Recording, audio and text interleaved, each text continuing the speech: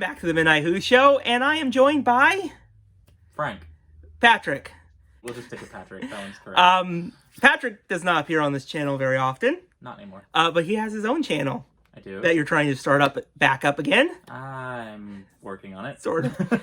Now, he's here, and he's like, why is he here, probably? I kind of know why I'm here. Good. I at least told him about this. Back in 2017, which he probably doesn't remember, nor do I, we started a series called Dr. Question. Series. Yeah, this is episode 2. And it is 2024. We've had... This is now... Well, Peter Capaldi was the doctor when we started that first episode. Yeah. So we've had Jodie Whittaker, David Tennant, and now we're back to the new doctor, Shigegawa. So, are you ready for Dr. Question, episode 2? You have the questions ready? Yes, I do. Somewhat in my head. We're going to just go for it. What are your first impressions of Shigegawa as the 15th Doctor? I think this is probably one of the quickest that I've ever liked a new Doctor. I have to agree with that. I was really impressed in of course, the giggle. They were really good. But boy, that first episode, The Church on Ruby Road, just solidified that Doctor. Mm-hmm. Right. I have seen people complaining of genocide, meaning that he killed all the goblins. I have heard that, too. But I don't think... I don't think it ever said that they died. I don't recall seeing that they died. Well, all it was like they just kind of disappeared. Yeah. Like the main goblin, the king goblin, got stabbed in the heart, and all of a sudden they all went away. Right, so that's just one, and the rest of them could have teleported away. And we don't really know what happens. But I also will say with Shigegawa, I just love the energy that they brought to the role. Like, they were just right on it, and they had multiple outfit changes in the same episode. We can have a whole video, probably, Dr. Question, ranking all of his outfits, probably by the end of the first season. But I really do I'm excited to see what they will bring to the role. Yeah. So, the next question is by generation. Or never heard of it. By regeneration. Prior to the special, I'd never heard of that. So, what do you think of by regeneration as a whole concept? I think it's an interesting concept, and I've also, because I am perpetually online, which is dangerous. It is. But I've seen many people complaining that they think the fact David Tennant is still technically a doctor, he exists, is going to detract from Shigegawa's era, and I don't think that it is. Not really, I don't think, because to me, it feels like the 14th Doctor is just taking a rest. Well, and they're going to live a life, and then they will eventually cycle back. And also, given the track history with Doctor Who, and bringing characters back at the end of a thing, and then never bringing them back again, like they did with, I don't know, Jenny. It's a specialty of Doctor Who, isn't it? I'm still annoyed that they never did anything with Jenny. They made a big deal about bringing her back, and then never went anywhere with it. At least we have audios, which he doesn't. I don't listen to audios. He doesn't listen to those. I don't have the time. Who has time except the Doctor? He has a time machine. He has time for anything. The thing is, though, we've seen a lot, I feel like, over the years now, of course, under the last era, Chibnall, with, of course, The Timeless Child. And now Russell T came in and did the bi-regeneration. So, it always seems like one showrunner wants to outdo that last one, Right. I don't think it's bad. I just don't see that they're ever going to do it again. I don't think that they're likely to do it again. I do... There is one benefit to it, and one that they may end up doing something with is for things like anniversary specials, like for the 70th or 65th, probably, would be more likely. Yeah. Is that they're not going to have to find some convoluted way to bring they can just do it now back, because he's already there. They can he's back. Yeah. And I think, it's also just, it just brings him back easier. Yeah, I don't think beyond notable event specials like that they would be doing anything with that character. No, I highly doubt it. I doubt it as well. But also, it's just like, Russell T Davies gave us a multi-Doctor story in the giggle in a very different way than I think we had ever expected. Right. And, It was also kind of interesting how they literally just split the clothing too.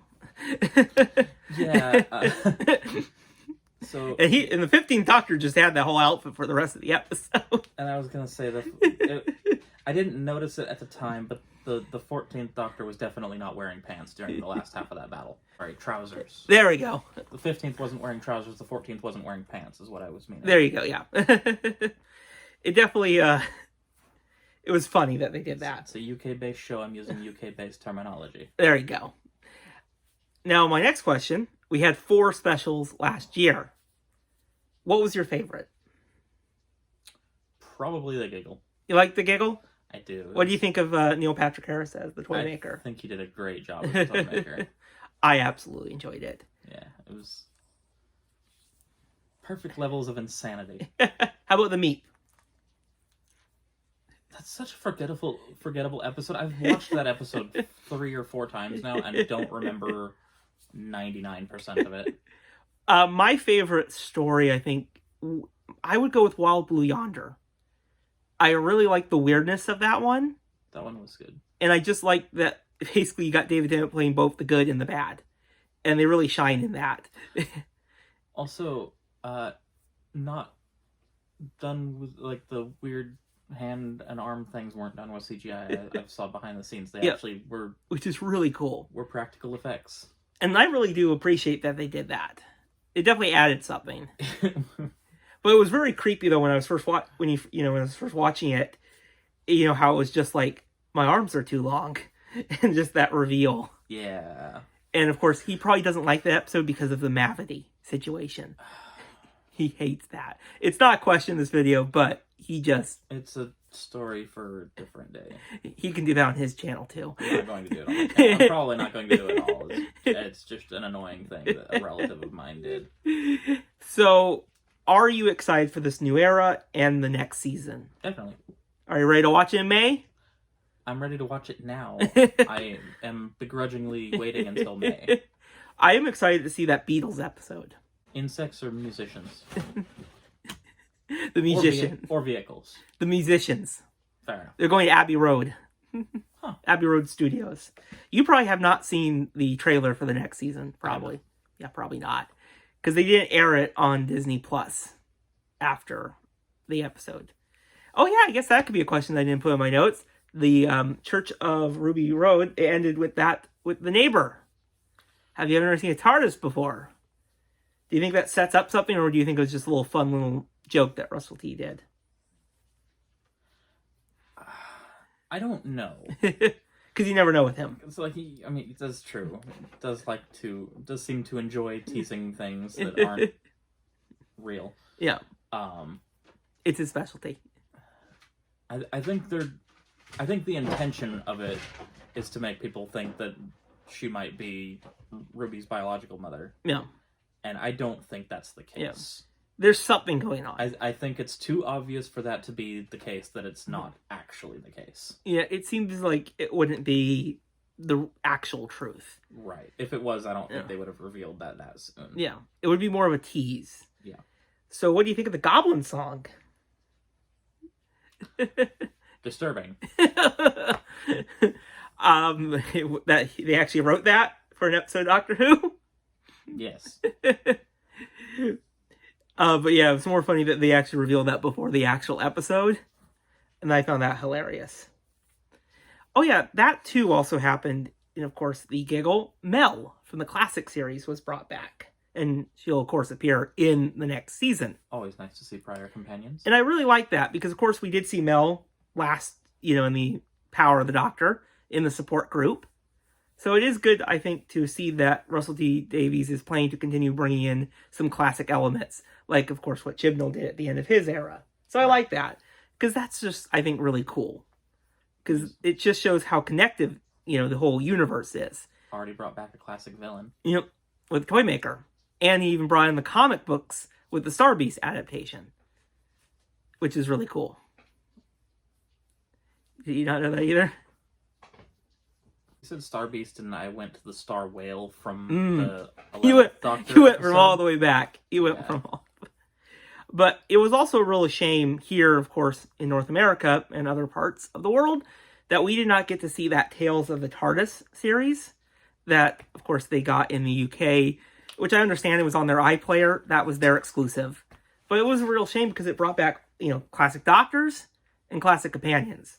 I really am excited to hopefully one day see them and, officially, because there's, of course, clips online because it's the internet age. Right. But it really, I think, was a good celebration of the 60th anniversary of the show. Do you think? Yeah. Do you think they could have done anything more?